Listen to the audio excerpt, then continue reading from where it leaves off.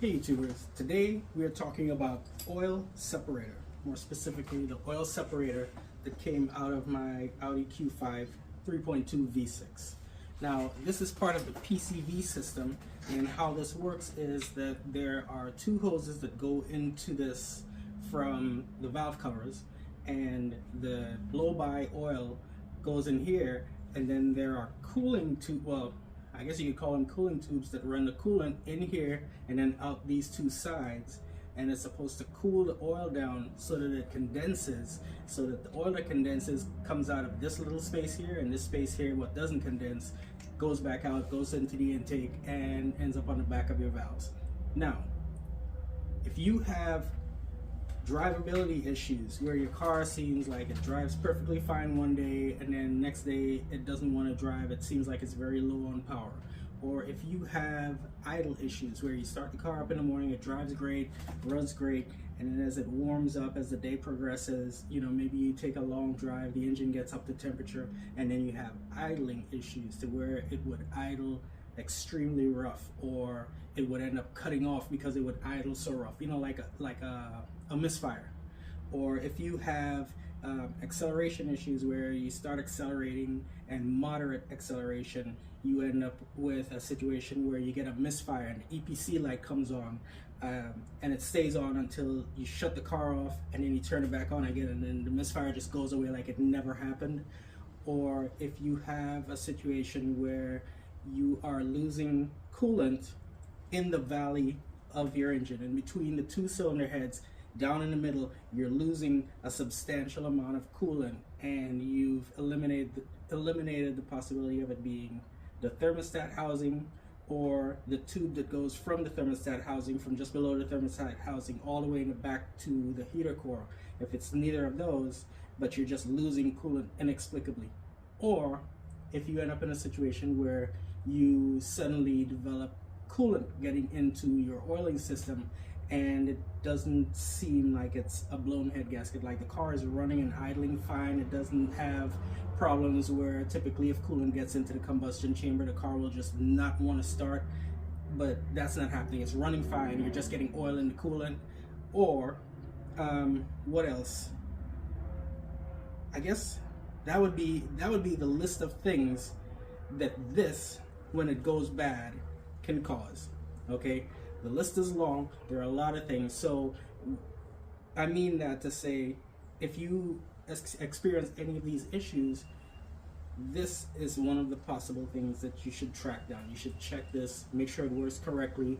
If you suspect it but you can't verify it, this is like 55 bucks, you buy it, it's a bit of a process, but change it out. It'll make a difference. If it was a problem, if this was causing any of your problems and you change it up, it'll make a difference immediately. Now on this one, there is this round piece here, and there's a diaphragm underneath it. So I'm gonna take this off and show you guys what the diaphragm looks like underneath. All right, so this just snaps into place. There are all these little indents, and then there are tabs going around here that this snaps onto. There is this spring on here, so that spring goes there, the diaphragm goes on top of it, that's this piece here, and that was my problem with mine. Now I took this off and it was all crusty and it had a bunch of carbon on it. Like, this is supposed to be red, it's not supposed to be black, but it's red, it's black. I'm not sure exactly what this diaphragm is supposed to do, what the purpose is behind it when it works properly, but I know exactly what it does when it fails. So let's roll that footage.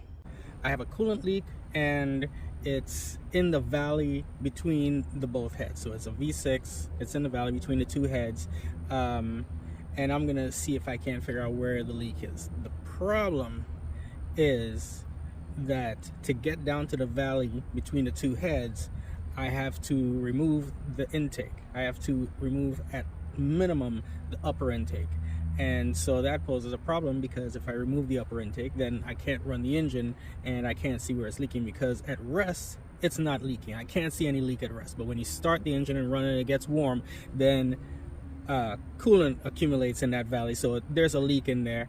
And so there are 3 possible areas where it's leaking. Down inside here, underneath this intake, down in there, there's a coolant leak. And so there are 3 possibilities. There is the thermostat housing, which is here on the other side of this crossover tube. The thermostat housing is underneath here. Heater core tube that runs from the thermostat housing, from below the thermostat housing, all the way in the back here. I know it's not leaking in the back there, but it could be leaking in the front here. I actually just changed that tube, so I hope that's not what's leaking. I'd be really upset about that.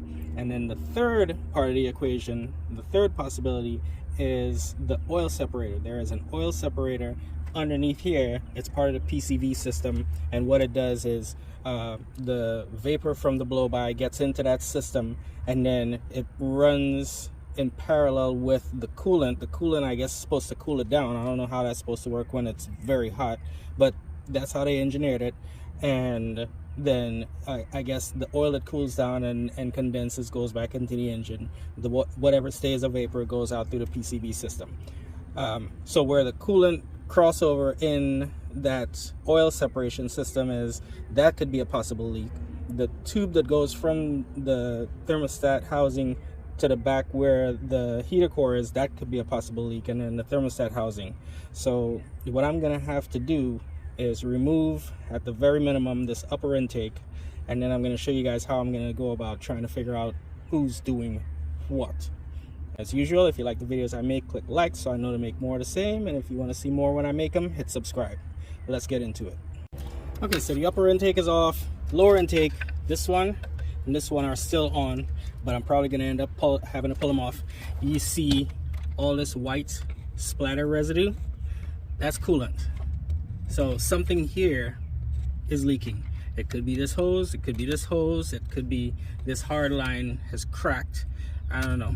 And then also we look down here, this is the oil separator, and you can see the same thing, this white residue running along here. And that may be because it's leaking down here. It might just be that it got wet and that's where the deposit ended up being. But there's definitely coolant down in here. You can see down in here, let me see, yeah, see that? That's coolant. So yeah, definitely losing coolant. I'm probably gonna end up having to change this out, which is fine because I bought one. I already purchased one because, well, I took it out last time and it looked pretty grungy, and also it's got almost 300,000 miles on it, and also the rubber seals look like they were completely shot. So I'm probably going to end up having to take that out completely. This black tube, this is the crossover tube that I was talking about that goes to the heater core. This originally was plastic. The replacement here, what I have here, is aluminum. And the plastic one just got hot, heat cycled too much, dry rotted, and just snapped into pieces. Like when I took it out, I could just take it in my hand and crumble it to pieces. I was surprised it was holding up at all. And then this piece is made of aluminum, so that shouldn't happen again. So now I'm going to pressurize the system. I'm going to show you guys how I'm going to pressurize it and see if I can't see some leaks. What I did is I disconnected this hose. So this hose goes to this hose, and this goes directly up and into the coolant reservoir, and then it goes into this crossover tube and into the cooling system. And what I'm going to do now is I have my spray nozzle connected to my air compressor, which I have turned all the way down. I think it's like 10 psi, because I don't need a lot of pressure. I just want to see where the leak is coming from. So if I squeeze this nozzle, it should show me what I need to know, or it's going to spray all over my face. But either way, you're going to be part of it. I figured it out. So I put a hose clamp on this so it wouldn't leak. I put some electrical tape around this so it'll be wide enough for the diameter of this hose. Put a hose clamp on it, made sure I had a hose clamp on this. And now on the PCV system with the oil separator, there is a round here. I'll show you on the new one. So on the new one, there's this piece. This is a relief valve. This has failed. So let me show you, maybe I can get you to see what's going on here. Flash.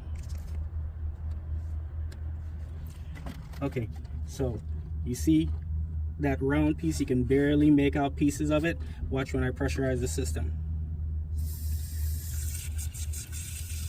See that? That is the cause of my headaches. And so that means that everything is going to have to come out. So the lower intake is going to have to come out both sides. The fuel rail is going to have to come out. This piece of the air injection hose is going to have to come out. This is air injection, not PCV. And then that crossover tube is going to have to come out, which is a pain in the butt because it's held in by a T30 Torx that's buried down in the back there.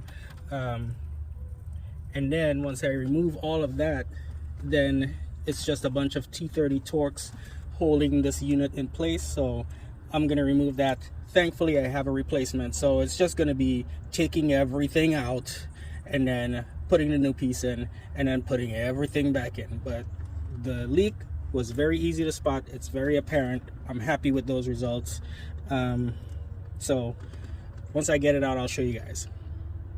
I'm about to remove the lower intake, but what I did was I removed the brackets that hold the fuel rails in place, and it's two 10mm on studs. So you see where there's a stud here and a stud here. There's two 10mm, one on one, and then there are 5 T30 Torx. So there's 1, 2, 3, 4, 5 T30 Torx on either side, and then the whole bracket just lifts up and out of the way. Once you've done that, then it's a matter of undoing the fuel lines. See, I disconnected the fuel lines. I disconnected it over here, and then also these T30 Torx. So there's one. This one is different. This one goes into plastic, so it has a coarse thread. So this one is fine thread machine screw. This is coarse thread, and then this one. Wait, no, this one here, machine screw, this one machine screw, this one machine screw. And once you remove all of those, then you should be able to just squeeze the fuel rail, the fuel lines away from the rail and remove the entire fuel line. I suggest that you keep it somewhere safe and clean when you do that, because if it gets any dirt inside of there, that dirt's going to end up in your injectors. Same thing with the fuel rail. When you take those out, keep them somewhere safe and clean where they're not exposed to excessive amounts of dirt.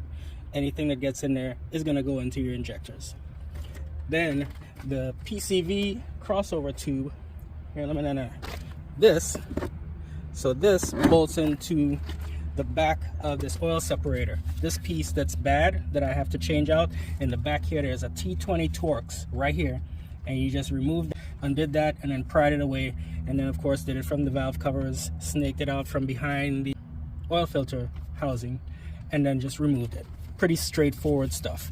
So now the next thing left to do is to remove this fuel rail, remove the other fuel rail, remove the lower intakes, remove this crossover tube. This is not going anywhere with that crossover tube in the way. So this is going to be what's the pain in my side, is because the bolt to remove it is buried down in here, and there are other things that have to come out first. So I'll show you that when I get to it. But for now, I'm just going to remove everything that's going on here, and then I'll work on that crossover tube.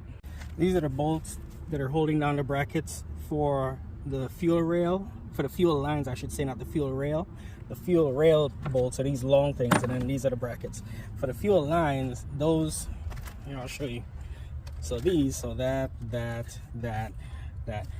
Okay, so this one here that goes into the lower intake, this one is a coarse thread bolt, and when you're tightening it, never over tighten it. You just want to hand tighten it. Well, you just want to put a small ratchet and just use your wrist on the ratchet. Don't, you know, put stress on it, because you'll strip that out. And let me show you. So these are the machine screws. This is the one that goes into the plastic. You can see the difference between the two of them, and so make sure that this one goes into plastic, the other ones go into metal, otherwise you'll have a hard time of it. Just a quick tip. Let me get back to it. I removed the lower intake, and that tube that goes back to the heater core, that's this right here. So let me tell you how this works. To get this tube out, there is the secondary air injection, which is this hose here. It goes all the way to the front of the engine, and then it goes down on this side here. But anyway, this hose goes to this head and to this head on what's kind of an EGR valve. So you see that? And there are 2 T30 Torx on either side of that. So to get that out, you have to remove those 2 T30 Torx. So what has to happen is this connector Okay, let me show you. This connector and this connector go into this bracket. You have to slide those out of the way, and then you got to snake a T30 Torx down in here and undo those two bolts. And then once you do that, this can come up and out of the way. And once that has cleared the way, then there's another T30 Torx that goes into this bolt. Now when you're putting the crossover tube back in, the tube that goes to the heater core, it goes against the cylinder head before the bracket. So it's cylinder head, the tube, the little bracket for the tube, and then this bracket that holds your wiring harness. So let me show you on the tube. So you see that? That goes in there. And it goes in between the head, like so, when it's going in place. So you slide this down inside below the thermostat housing in that hole right there. And then once you get that snug, this should just slide right into place, right up against the head. And then you put the bracket. If you put it after the bracket, it won't be fitted in far enough and it might leak. It might not, but it might leak. So that's how that goes to get that off. Now I have to remove all of these bolts. These are all T30s, and that's the only thing that's holding this down in place. But before I do that, I have to get my shop vac and get rid of all of this coolant that's leaked here, because like I said, this is an oil separator. And if I remove this unit before I get rid of this coolant, all of this coolant is going to leak into the engine and it's going to end up in the engine oil. So I have to vacuum out that coolant first and then remove this once it's dry, and then I can replace it and put the new one. And you know what really sucks about this is I had that unit out 2 weeks ago. I took it out because I was inspecting it. I thought maybe this valve was bad and it looked bad. And I was like, well, it's bad. I'm going to change it. And so that's why I happen to have the replacement. I bought the replacement with the intent of changing it, but I didn't realize that that valve actually would let coolant out of the engine and spray everywhere. I just thought that it was just bad because it was old and crusty, which once I take it out, I'll pop that valve off and show you guys what I'm talking about. There's a little diaphragm inside of there, and it's all dry and crusty, and you know, it's got carbon deposits, and it used to be flexible rubber. Now it's just hard and brittle, and that's pretty much why I bought that to replace it. So I'm glad I did. So let me vacuum out all this coolant, and then I'm gonna take all those T30 Torx out of there, and then that just wiggles up and out of there. Now with the oil separator removed, you can see how it works. So there's a primary feed here, and it goes into two secondary feeds in the back, and these are coolant. And then in the center here, this is where the oil that condenses through the PCV system ends up back inside the engine. So if this unit were to fail along here or along here or along here, it would send coolant into the engine oil. The reason I say that is because if you ever have one of these, an Audi with the V6, whether it's the 3.0 or the 3.2, and you find that your engine suddenly is having coolant in the oil without explanation, or oil in the coolant without explanation, and the car runs perfectly fine otherwise, like it's not misfiring or sputtering or overheating or doing anything funny, it's just you're getting cross-contamination. Before you go into the idea of changing out your cylinder head gasket, I would highly recommend that you investigate this. Pull this off, see if the gasket has failed, see if you can see oil in, coolant in the oil right here, or vice versa. If you see oil seeping into the coolant, which it's very unlikely that this system will let oil into the coolant, because the oil that gets into here comes from a low down state, so it would have to come up and into the coolant, whereas the coolant is flowing up and through the oil separator. So if this gasket were to fail, it would get into here, and this drains right back down inside the engine. So more than likely, if you end up with a coolant and oil situation, before you go ahead and pull the head gasket or even throw the whole car away, see if maybe this is the problem. I think I paid like $54 on Amazon for a replacement, and then this is the old one. And like I said, you know, not a big deal to change it out. It's just kind of a pain in the butt getting that crossover tube, but you know, it's not hard work, it's just a lot of work. So now I'm going to clean this up really good with a Scotch-Brite, wipe it down, and then start putting Humpty Dumpty back together again. It's nighttime, it's dark out. Luckily I got my spotlights.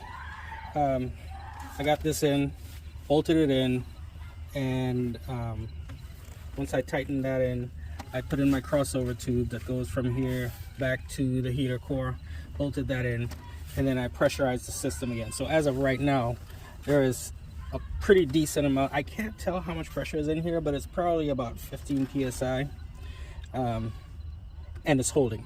So like if I crack this,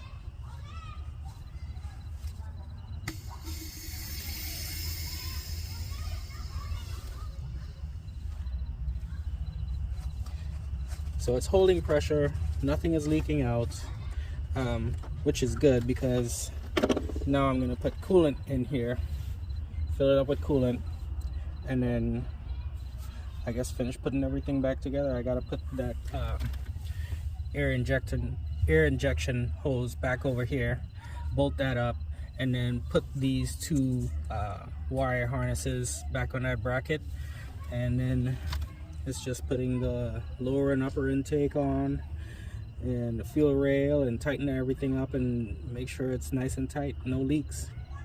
That's the plan. Hopefully nothing goes wrong. Lower intake installed, fuel rail installed, fuel lines installed and tightened. And so before I put on the upper intake and finish everything up, and I also have to finish putting on the PCV, the piece that goes on here and then goes to either side. But before I do that, once I get the fuel rail on and tightened up, I have to crank the car. It's not going to start, but I'm going to crank it over because it's a mechanical fuel pump. It's not going to build rail pressure unless the engine spins over. So I'm going to crank it, make sure I don't smell any gas or see any gas, and once it passes that test, then I can finish putting it together. I cranked it over, I let it crank for about 5 seconds, and then came around here. I don't smell a thing. It is perfectly dry here. There are no leaks anywhere. I don't even smell fumes, so that's good. The fuel system is sealed up tight. The intake is ready to be installed, so I just got to put the PCV, finish putting the PCV system back on the car, and then once I do that, I can reinstall the upper intake, hook up all my wires and hoses and all that stuff, and then it should fire right up like brand new. Okay, should fire right up if I did it right.